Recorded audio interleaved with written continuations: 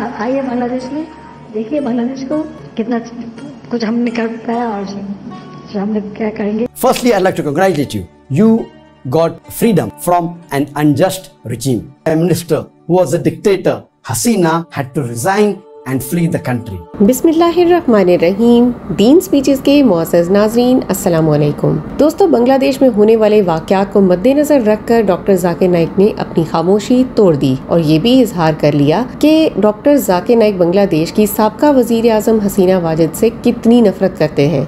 ये तमाम तर तफसील आप डॉक्टर जाकिर नाइक की ज़बानी इस वीडियो में मुलाहिज़ा करेंगे। साथ में हिंदुओं के साथ जो बांग्लादेश में हो रहा है, इससे मुतालिक भी डॉक्टर जाकिर नाइक ने बांग्लादेशी भाइयों को खूब नसीहत की। अब जैसा कि पूरी दुनिया में इस बात से इत्तफाक हो रहा है कि हसीना वाजिद एक डिक्टेटर थी और अवाम के मुतालिक हमेशा से नाइंसाफी का मुजाहरा किया। रिजाइन देने के बाद कोई भी मुल्क हसीना वाजिद की पनाह के लिए तैयार नहीं है, लेकिन अब लोग ये सोचेंगे कि अगर बड़े बड़े ममालिक हसीना वाजिद को पनाह नहीं दे सके तो इंडिया क्यों पनाह दे रहा है। अगर देखा जाए तो बीजेपी गवर्नमेंट भी किसी डिक्टेटर से कम नहीं है। जिस तरह हसीना वाजिद बांग्लादेश में सिर्फ अपने ही लोगों को फायदा पहुंचाने के लिए मशहूर थी, इसी तरह मोदी सरकार भी अपने ही कुछ लोगों को फायदा देना चाहती है। इन दोनों डिक्टेटर्स को आपस में नाइक की बात करें तो जितनी नफरत डॉक्टर जाकिर नाइक बीजेपी हुकूमत से करते हैं, उतना ही हसीना वाजिद की हुकूमत से भी करता है। इसलिए तो डॉक्टर जाकिर नाइक ने स्पेशल वीडियो रिकॉर्ड की और वीडियो के शुरुआत में ही बांग्लादेशी अवाम को मुबारकबाद पेश की कि अच्छा हुआ कि तुम लोगों ने एक बेज़मीर और नाइंसाफ हुकूमत से छुटकारा मिला। Firstly, I'd like to congratulate you that hardly 2 days ago on Monday, the 5th of August, you got freedom from an unjust regime. And I'd given a message. जब बांग्लादेश के हालात खराब हुए थे, तब भी डॉक्टर जाकिर नाइक ने एक वीडियो रिकॉर्ड की थी जिसमें कहा था कि जितने भी तलबा एहतजाज के लिए निकल आए हैं, जब उन पर गोलियां चलती हैं और उनमें कोई मर जाता है तो वो शहीद कहलाएगा। वैसे तो डॉक्टर जाकिर नाइक ट्रेंड पर कोई वीडियो नहीं बनाते, लेकिन बांग्लादेश से डॉक्टर जाकिर नाइक को बहुत सारे लोग फॉलो करते हैं। वैसे बहुत सारे मुसलमान ममालिक फॉलो करते हैं, लेकिन बांग्लादेश की शरह कई ज्यादा है, तो इसलिए डॉक्टर जाकिर नाइक ने जरूरी समझा कि इनके लिए वीडियो बनाई जाए। On my social media, the maximum following I have is from Bangladesh.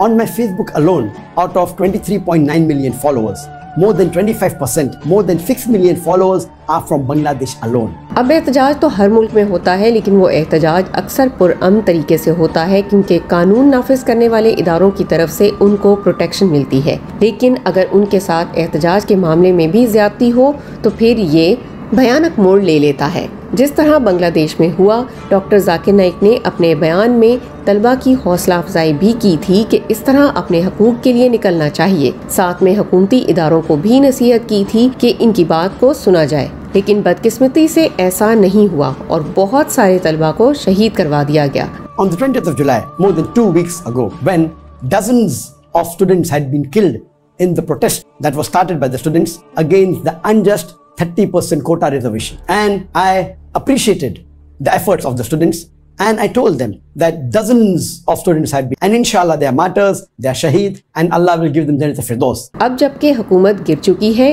तो तलबा को अपनी ताकत का अंदाजा हो गया है। हसीना वाजिद तो डर के मारे हिंदुस्तान छोड़ गई हैं, लेकिन अब भी खबरें आ रही हैं कि मुजाहिरीन ने उन लोगों को निशाना बनाया है जिन्होंने हसीना वाजिद को प्रोटेक्ट किया था, या फिर जो लोग उन डिक्टेटर को सपोर्ट करने वाले थे। अब जाहिर सी बात है कि हसीना वाजिद के सपोर्टर्स में ज्यादातर हिंदू ही होंगे, तो ये बात भी सुनने में आई है कि बांग्लादेशी मुजाहिरीन हिंदुओं को निशाना बना रहे हैं, बल्कि उनके मंदिरों को भी निशाना बना रहे हैं। इस पर डॉक्टर जाकिर नाइक ने बांग्लादेशी भाइयों को मशवरा दिया है कि बिल्कुल भी किसी हिंदू या दीगर गैर मुस्लिमों को कुछ मत कहें और न ही उनकी इबादत गाहों को नुकसान पहुँचाएं, क्योंकि ये मुसलमानों की शान नहीं है। हम मुसलमानों को अमन के साथ रहना चाहिए, क्योंकि अगर कोई एक मुसलमान भी गलत कदम उठाता है तो फिर सारे मुसलमान बदनाम होते हैं और फिर मोदी सरकार को तो बहाना चाहिए। इसका बदला वो हिंदुस्तान के मुसलमानों से लेगा। I received information that some of the Hindus have been attacked. I also received information that a temple was attacked. I request to my dear brothers and sisters, the Muslim brothers and sisters of Bangladesh, please do not attack any Hindu. Do not attack a single non-Muslim.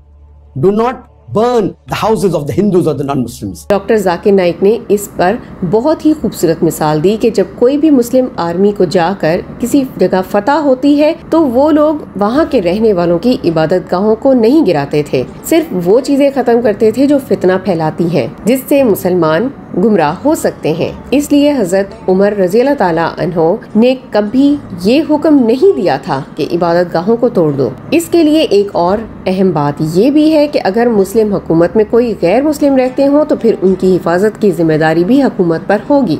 सिर्फ उनके जान की हिफाजत नहीं बल्कि उनके माल की हिफाजत का जिम्मा भी मुस्लिम रियासत पर होना चाहिए। It depends upon the situation. On the other extreme, if a non-Muslim has taken protection in a Muslim leadership or a Muslim regime, it becomes the duty of the Muslim leader and the Muslims to protect the lives of the non-Muslims. Not only protect their life, even protect their property.